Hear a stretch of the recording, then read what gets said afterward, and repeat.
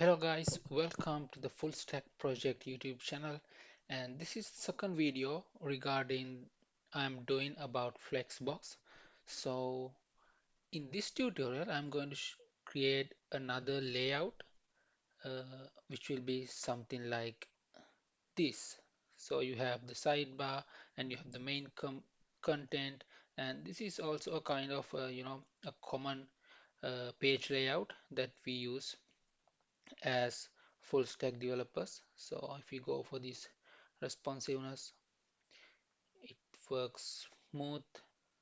No, it already wraps into two sections once we hit a minimum width, and you can see the sidebar has a minimum width and the main content has a minimum width, so it's not going to reduce more than that. So like so uh, in here, so this is what we are going to create.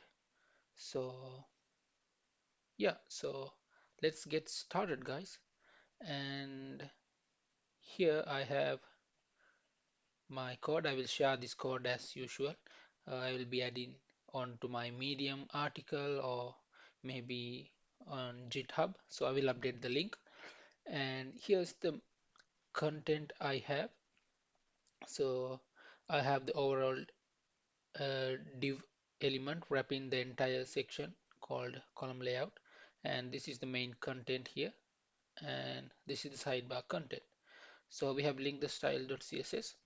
As I'm saying, you can use these same styles even in your React Next or Vue, any kind of your project regarding of your framework. So we are focusing on the basics of Flexbox, Flexbox using CSS and HTML5. So what I'm going to do is, if you run this with open live server here, you can see this is the output I have. And first of all, I'm going to give a background color. So for that, let's catch this uh, main content.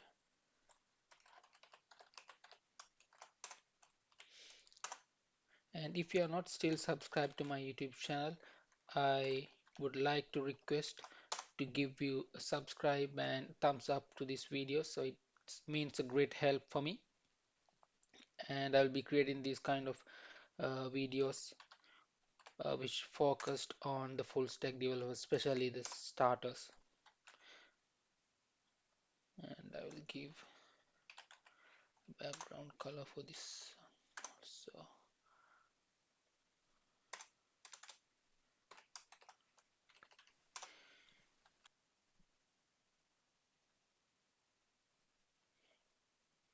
yeah, so the next thing what we should do is, we have to make this a flexbox element, right? So we want to give this the main, the column layout here,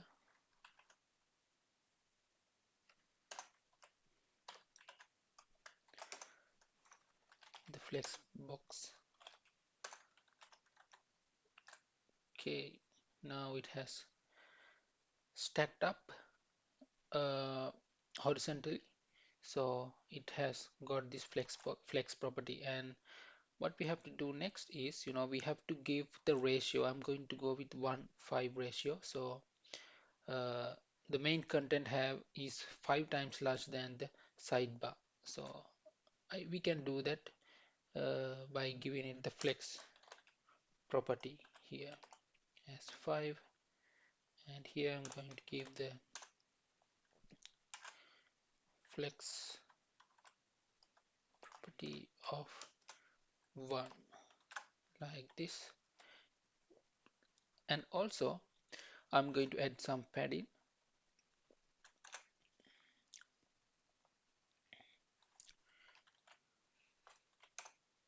Let's add 5 pixel of padding for the main content. So here you can see the padding has got into work, and I'm going to add the same padding for the sidebar as well.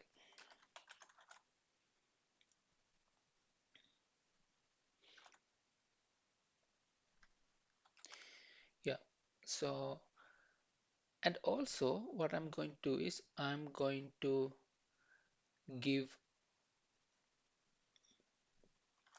what it's called like, if you go, it's not, if it's not wrapping, right? It's not, the sidebar is not going below and it's not wrapping properly. So for that one, we have to give the wrap property. It's called flex wrap. We can give it in here. For the main layout, we are going to give flex wrap wrap. All right. So now it should, wrap at some time, but this is not the behavior we want, right? So we don't want to, the main content to shrink this much, right? So that's why we are going to give a min width for the main content here. So it's not going to reduce other than the min width value. So this is the minimum value uh, it can get. So I'm going to give 300 pixel for that one, and let's see. You can see once it gets 300 pixel here, so it's going to, it's not going to shrink further, right? So, and also I'm going to this sidebar also, I don't want to get this much of width, so I want to give a min width for sidebar as well.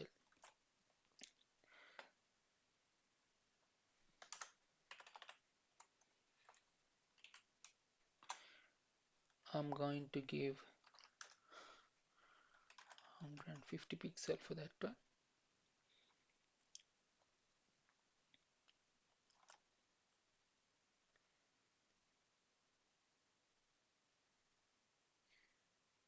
So now the wrap hits a bit early. Previously it was so thin when the wrap hits, but now the wrapping uh, gets early. So the we don't have to write, mobile queries when we use this flex wrap. So if we have any specific conditions, we should write, if we want to change the alignment or the placement of these different contents, we'll have to use media queries for that one. But when we use wrap, once uh, the min widths of these elements exceeds the flexbox elements width, so it automatically wraps it up, as you can see. So in here it automatically wraps, and you may have seen one, yeah, this one. So the reason for this one is, you can see, because we have give, for the sidebar we have give 150, and for the main content it's 300 pixels. So once it hits the 300 pixels, it's not going to shrink further, but the sidebar shrinks until 150, and it also stops once it hits the 150. So that's the reason it happens. But for that one, you have to, select these different devices, and you can, twitch and change these values as you wish. So, obviously, like, we don't have devices like this much of small screen. So to get the if you want to get the full height of these HTML elements, I think we can do it by, wrapping the HTML and body element with height here 100%. Column layout here, we have to add it here as 100%. So you can see now it gets the entire height of the our screen. So that's how you can create this responsive template here. And also one thing I forgot to mention, you can add a gap on here. So we can give a 2 pixel of gap, and see, it comes like this, the gap property. And one thing, one tricky thing is, if you give, this flex value like this, if we give, 20% here, and instead of giving this as 1:5 ratios, we can do the same thing like this, but you can see it will mess up a wrap. Can see now it already gets wrapped. So the reason for that is, once we get 80% for this main content and 20% for the sidebar content, it's 100%, it's almost taken. So there's no enough space for this gap, and there's no enough space for this padding and all. So that's why it automatically uh, wraps out. So by default, since it doesn't have enough space as mentioned, so it automatically wraps. So to avoid that, we can use this 1:5 property here. So it will automatically adjust as it has a ratios, change in ratios 1:5 ratio. And also once it increases, once there's not enough space to push these two div elements in the main flexbox, so it will automatically get wrapped. So hope you guys enjoyed. As usual, I will share the code here, and if you have any problems, just drop a comment, and make sure to subscribe to my YouTube channel, and have a nice day, guys.